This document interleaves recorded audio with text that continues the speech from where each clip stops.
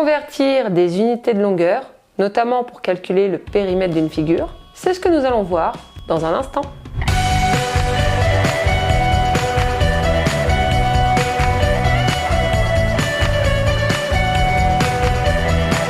Bonjour et bienvenue sur Éducation Happy, la chaîne où l'apprentissage passe par le plaisir.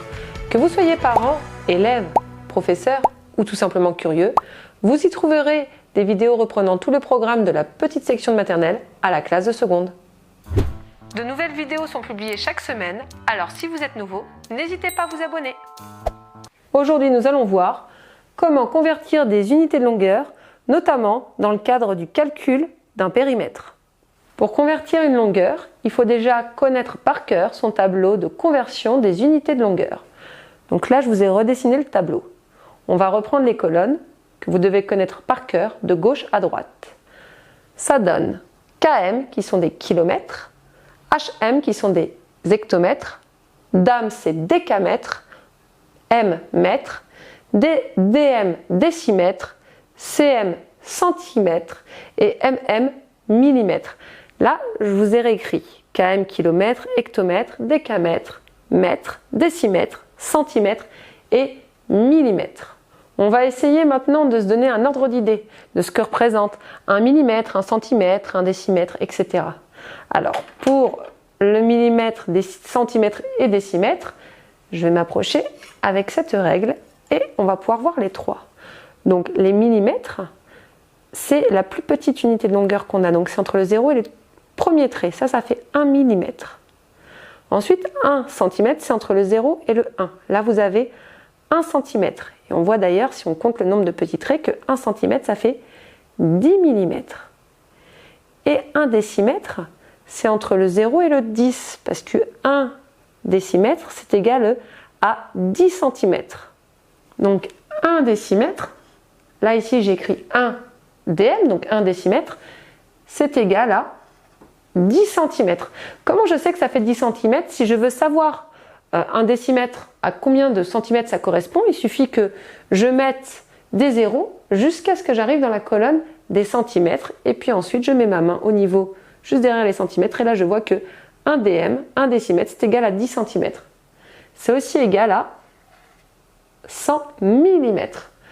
1 décimètre, c'est égal à 100 millimètres ou 10 centimètres. Et puis tout à l'heure, je ne sais pas si vous vous rappelez, j'ai dit que 1 centimètre, c'était pareil que 10 millimètres. 1 mètre, ça fait à peu près ça.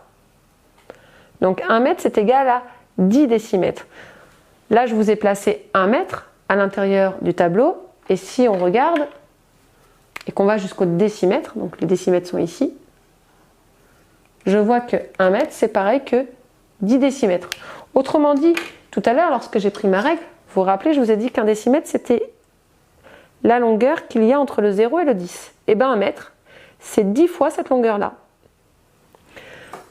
Maintenant, 1 décamètre, c'est l'équivalent, regardez, de 10 mètres.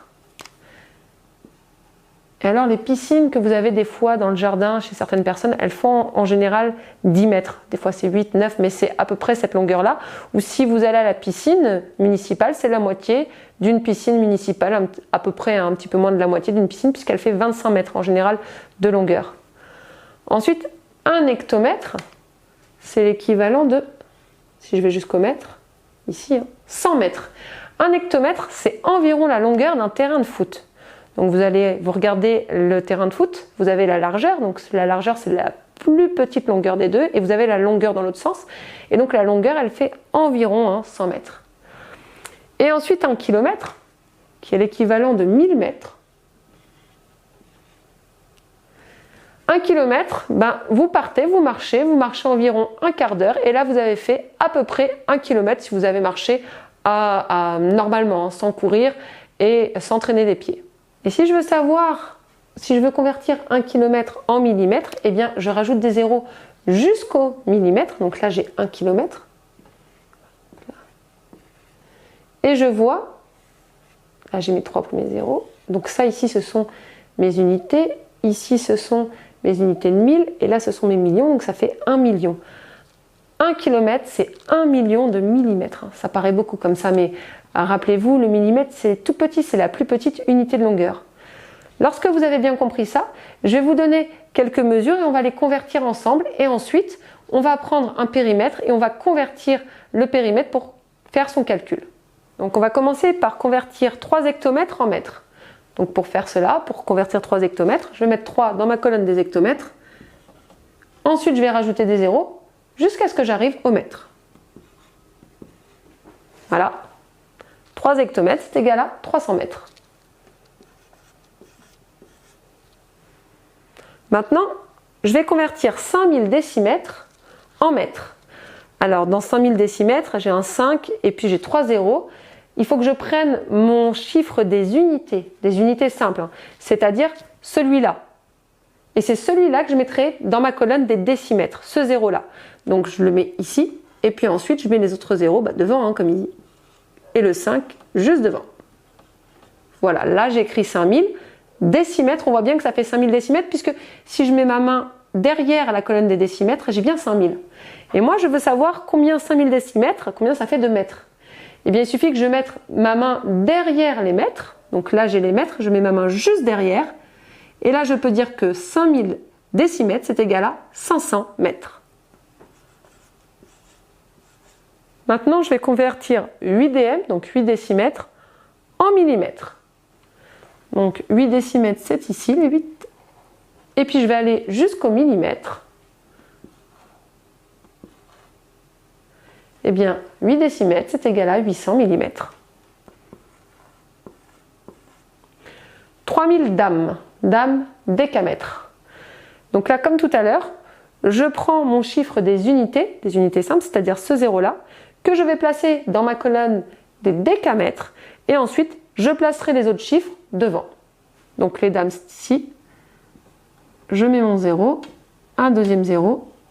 Ah, j'ai plus de colonne pour mettre mon 3. Ben, c'est pas grave. Je vais le mettre aussi dans ma colonne des kilomètres, mais je vais le mettre devant. Donc du coup, voilà, comme ça. Je peux le mettre à l'extérieur de la colonne, ça revient au même. Le tout, c'est de savoir que 3000 dames en kilomètres, eh bien, je me mets devant, hein, je me mets derrière les kilomètres et je regarde combien ça fait 30. Alors si jamais j'avais mis mon 3 là, ça revenait exactement au même, hein, c'est-à-dire que là je lisais aussi 30. Mais normalement, on le laisse à l'intérieur de la colonne, c'est plus logique. Donc 3000 décamètres, c'est égal à 30 km. Là, c'était juste pour vous montrer que lorsque vous n'avez plus de place, vous mettez tous les chiffres qui restent à l'intérieur de la dernière colonne. Ensuite, 50 cm. Donc 50 cm, je prends toujours mes unités, c'est-à-dire mon chiffre des unités, là c'est le 0, et c'est ce chiffre-là que je placerai dans ma colonne des centimètres. Donc le 0, il est là. Et puis devant, je mettrai mon 5 pour faire 50. On me demande combien ça fait de mètres. Comme ça, je suis tentée de dire que ça fait 0 mètre. Et effectivement, ça fait bien 0 mètre, sauf que j'ai un 5 derrière, vous le voyez? Alors vous ne l'avez pas encore vu, mais du coup, là, quand on ne voit pas de chiffre, ça veut dire qu'on met là une virgule derrière. Quand on ne voit pas de chiffre mais qu'il y en a, il faut mettre une virgule entre les deux. Là, j'ai mis la virgule, donc ça fait 0,50 mètres. Donc 50 cm, c'est égal à 0,50 mètres. Là, je vous l'ai mis, c'est pas encore normalement acquis en CE2, mais c'est juste pour que vous le sachiez. Là, on me demande de calculer le périmètre du polygone ABCDEF.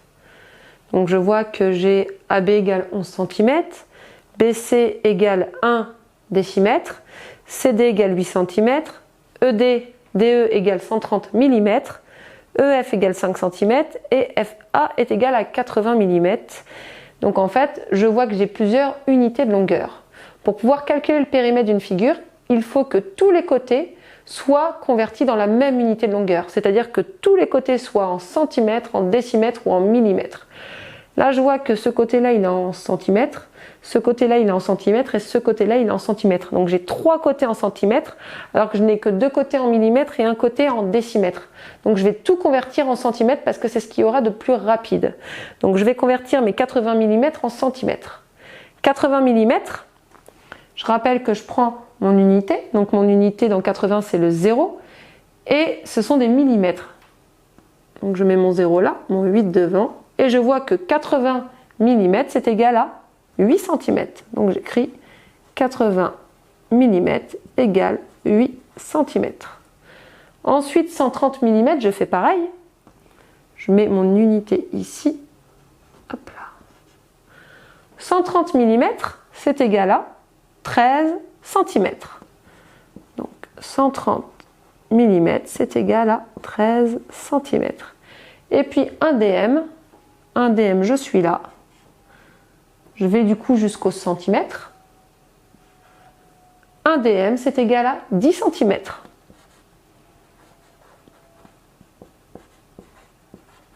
Maintenant que j'ai converti tous les côtés en centimètres, je n'ai plus qu'à faire l'addition, la somme de tous les côtés pour trouver le périmètre de mon polygone ABCDEF. Donc le périmètre d'ABCDEF est égal à 11 cm plus 1 dm, je l'ai mis en rouge, plus 10 cm plus 8, plus 130 mm c'est égal à 13 cm, donc plus 13 cm, plus 5, plus 80 mm c'est égal à 8 cm, on l'a vu au-dessus, donc plus 8. Et ça fait 55 cm.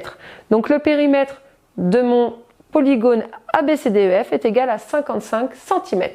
Et si je veux le convertir en millimètres, je peux le mettre dans mon tableau de conversion des unités de mesure. Donc 55 cm, je prends le chiffre des unités, c'est-à-dire ce 5-là, que je vais mettre dans les centimètres. Et puis l'autre, le deuxième 5, je le mets bien devant. Et pour savoir combien ça fait de millimètres, il suffit que j'aille jusqu'au millimètre, c'est égal à 550 millimètres. Autrement dit, 55 cm, c'est pareil que 550 mm, et c'est le périmètre de mon polygone. Voilà, vous savez désormais convertir les unités de longueur et calculer les périmètres en faisant bien attention à toujours avoir la même unité de longueur. Vous trouverez la fiche pédagogique incluant des exercices efficaces et ludiques en lien dans la description. Et n'oubliez pas, le plus important est d'apprendre dans le plaisir. Je vous dis à très vite pour de nouvelles vidéos et sur le site educationhappy.com.